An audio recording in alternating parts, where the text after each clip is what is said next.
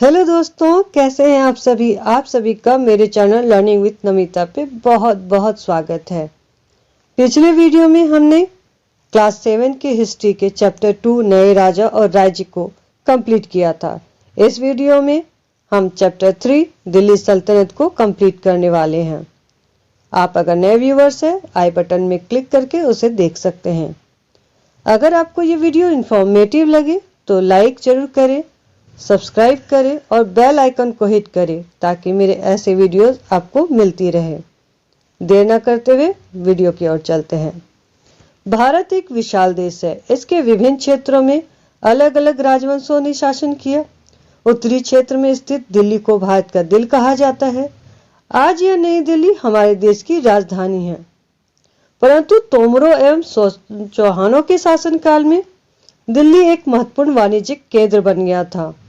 लगभग 800 वर्ष से पहले तुर्क शासकों ने दिल्ली पर अपनी सत्ता स्थापित की। इसे हम दिल्ली सल्तनत के नाम से जानते हैं। दिल्ली सल्तनत के अंतर्गत 1206 ईस्वी से 1526 ईस्वी तक 5 वंशों ने 320 वर्षों तक शासन किया।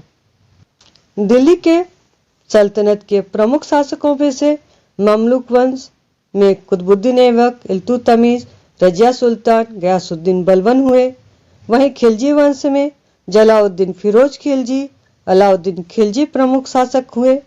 तुगलक वंश में गयासुद्दीन तुगलक और मोहम्मद बिन तुगलक, फिरोज शाह तुगलक ये प्रमुख शासक हुए। तुगलक वंश के बाद सैयद वंश तथा लोदी वंश आए। दिल्ली सल्तनत का अंतिम शासक इब्राहिम लोदी था। ममलूक अरबी भाषा का शब्द है जिसका अर्थ होता है गुलामी के बंधन से मुक्त माता पिता की संतानें। तराइन का प्रथम युद्ध 1191 में पृथ्वीराज चौहान और गौरी के बीच हुई, जिसमें जीत पृथ्वीराज चौहान को मिली। तराइन का दूसरा युद्ध 1192 में पृथ्वीराज चौहान और गौरी के बीच पुनः हुई, जिसमें जीत गौरी को मिली।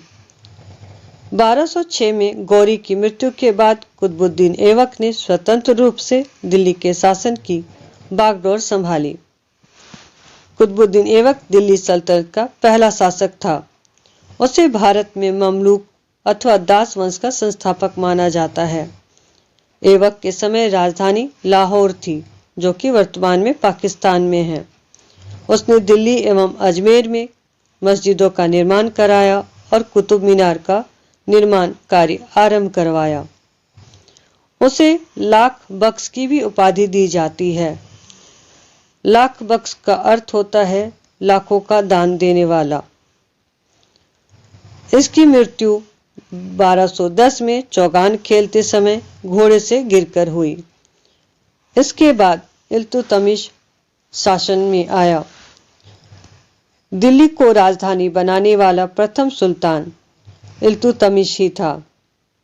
सर्वप्रथम शुद्ध अरबी के सोने का सिक्का चलाया, इक्तादारी व्यवस्था चलाई। इक्ता राज्य की सबसे छोटी इकाई होती थी। इसने अपने शासन को सुदृढ़ करने के लिए तथा चुनौतियों से निपटने के लिए 40 दासों का एक संगठन बनाया, जिसे तुर्कान ए चहलगानी तथा चालीसा दल कहा जाता है। इल्तुतमिश की मृत्यु के बाद रजिया सुल्तान गद्दी पर बैठी। रजिया सुल्तान दिल्ली की प्रथम व अंतिम महिला शासिका थी, जिसने महिला वस्त्र त्याग कर पुरुषों द्वारा धारण किए जाने वाला कबा यानी कुर्ता और कुलाह यानी एक प्रकार की पगड़ी को अपनाया। रजिया सुल्तान के बाद बलबन ने शासन किया। बलबन ने अपने सुल्तान की प्रतिष्ठा को स्थापित करने एवं विरोधियों के दमन करने के लिए लोह एवं रक्त की नीति को अपनाया। इसने चालीसा दल का दमन किया। वह निरंकुश राजतत्व के सिद्धांत पर विश्वास रखता था। उसने ईरानी त्योहार नौरोज उत्सव को मनाना प्रारंभ किया। उसने राज दरबार में सिजदा एवं पेबोस नामक ईरानी प्रथा की शुरुआत की। सिजदा का अर्थ होता है लेट कर नमस्कार करना तथा पेबोस का अर्थ होता है पांव का चूम लेना। इस वीडियो में अब तक आपने ममलूक वंश के बारे में जाना। वीडियो के अंत में महत्वपूर्ण प्रश्न दिए गए हैं। उन प्रश्नों का उत्तर आप कमेंट बॉक्स में जाकर जरूर दें। सही उत्तर देने वाले का नाम अगले वीडियो में मेंशन किया जाएगा, इसलिए इस वीडियो को आप पूरा देखें, ध्यान से देखें ताकि उत्तर आप आसानी से दे सकें। यदि आपके कोई प्रश्न हो, सुझाव हो तो कमेंट बॉक्स में जरूर दें।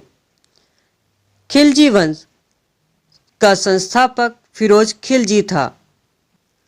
अलाउद्दीन खिलजी ने सैनिकों का हुलिया लिखने और घोड़े दागने की प्रथा शुरू की थी।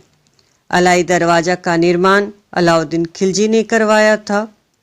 तुगलक वंश का संस्थापक गयासुद्दीन तुगलक था।